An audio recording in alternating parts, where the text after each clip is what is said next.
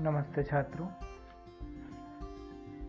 इस वीडियो में हम कक्षा 10वीं की विज्ञान के कुछ महत्वपूर्ण टॉपिक पढ़ेंगे। ये प्रश्न ऐसे हैं जो आपके किताब में तो नहीं दिए हैं, लेकिन आगे आने वाले प्रश्नों को अच्छी तरह से समझने के लिए आपको इन प्रश्नों को जानना बहुत ज़रूरी होता है। आइए वीडियो शुरू करते हैं। फर्स्ट पॉइंट है हमारा, पहला बिंदु, अपचयन। अपचयन क्या होता है? अभिक्रिया में अपचयन होता है, उपचयन होता है। तो अपचयन और उपचयन क्या होता है, इसके बारे में पढ़ेंगे। नंबर 1, अपचयन। अपचयन एक ऐसी अभिक्रिया जिसमें हाइड्रोजन या किसी अन्य विद्युत धनात्मक तत्व का संयोग हो या फिर ऑक्सीजन अथवा विद्युत ऋणात्मक तत्व का वियोग हो। ऐसी अभिक्रिया जिसमें या तो हाइड्रोजन या इसी प्रकार का कोई विद्युत धनात्मक तत्व जो होता है वो जुड़ रहा हो, या फिर ऑक्सीजन या विद्युत ऋणात्मक तत्व जो होता है वो अलग हो रहा हो, वियोग हो रहा हो, उसे अपचयन कहते हैं। अपचयन की प्रक्रिया में ऋणात्मक संयोजकता में वृद्धि होती है और धनात्मक संयोजकता की संख्या में कमी आती है।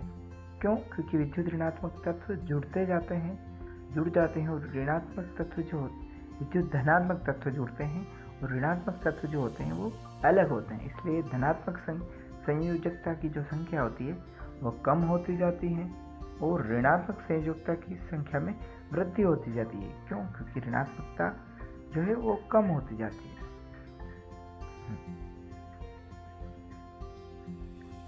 अब विद्युत धनात्मक तत्व और ऋणात्मक तत्व क्या होते हैं ये मैं आप लोगों को आगे बताऊंगा। इसके बाद हम पढ़ते हैं उपचयन। उपचयन क्या होता है?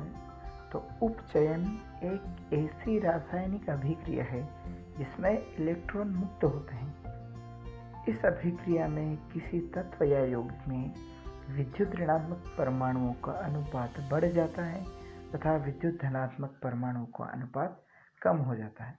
उपचयन जो है वो अपचयन के बिल्कुल विपरीत अभिक्रिया होती है। देखो, अपचयन में क्या होता है? अपचयन में हाइड्रोजन या धनात्मक तत्व जुड़ रहे होते हैं और ऑक्सीजन या ऋणात्मक तत्व जो होते हैं वो अलग हो रहे होते हैं। लेकिन अपचयन में धनात्मक तत्व या हाइड्रोजन जो है वो अलग हो रहे होते हैं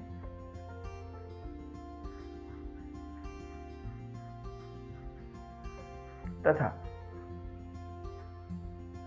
ऑक्सीजन या ऋणात्मक तत्व जो होते हैं वो जुड़ रहे होते हैं। वे अभिक्रियाएं क्या कहलाती हैं? उपचयन। अब दोनों के उदाहरण देख लेते हैं हम। अपचयन की अभिक्रिया, तो अपचयन वह रासायनिक अभिक्रिया है जिसमें हाइड्रोजन का योग हो अथवा ऑक्सीजन का नाश हो या वियोग हो। जैसे इस उदाहरण में हम देखते हैं कि एग्जाम्पल दिया है H2 plus Cl2 is equal to, यह अभिक्रिया करके क्या बना रहे हैं? 2HCl। H2 जो है इसमें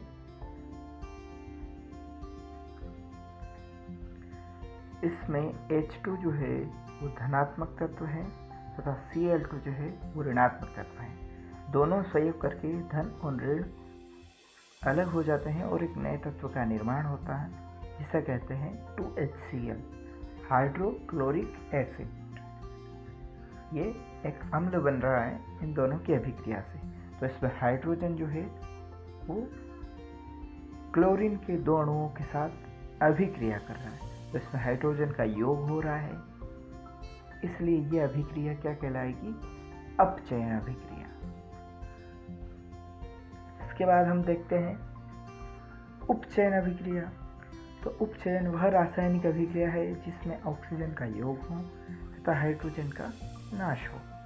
एग्जाम्पल हम देखते हैं Mg plus O2 is equal to 2MgO। अब Mg जो है ये भी इसमें धनात्मक तत्व है तथा O2 जो है ये ऋणात्मक तत्व है। इसमें ऑक्सीजन का योग हो रहा है। पहले अपचयन में हमने देखा था कि हाइड्रोजन का योग हो रहा था, इसमें ऑक्सीजन का योग हो रहा है, तो ये अपचयन की अभिक्रिया कहलाती है। ये उपचयन की अभिक्रिया कहलाती है, जिसमें हाइड्रोजन ऑक्सीजन का योग होता है और हाइड्रोजन अलग होता है।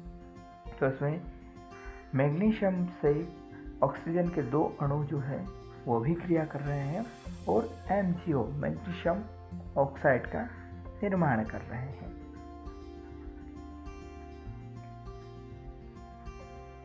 अब हम देखते हैं कि विद्युत धनात्मक तत्व और ऋणात्मक तत्व क्या होते हैं। जिन तत्वों की परमाणु आसानी से इलेक्ट्रॉन का त्याग करके धनात्मक में बदल जाने की प्रकृति रखते हैं, ये विद्युत धनात्मक तत्व। जो तत्व इलेक्ट्रॉन ग्रहण करके इलेक्ट्रॉन का त्याग करके धनात्मक में बदल जाने की प्रकृति रखते हैं, वे धनात्मक तत्व कहलाते हैं, विद्युत धनात्मक। इनमें क्या होता है, इलेक्ट्रॉन अलग हो जाता है इन तत्वों से और ये तत्व धनात्मक में परिवर्तित हो जाते हैं। इसके विपरीत जिन तत्वों के परमाणु आसानी से इलेक्ट्रॉन ग्रहण करके ऋणात्मक में बदल जाते हैं, वे विद्युत ऋणात्मक तत्व कहलाते हैं। इन तत्वों में इलेक्ट्रॉन ग्रहण करने की क्षमता होती है, तो ये तत्व विद्युत ऋणात्मक तत्व कहलाते हैं।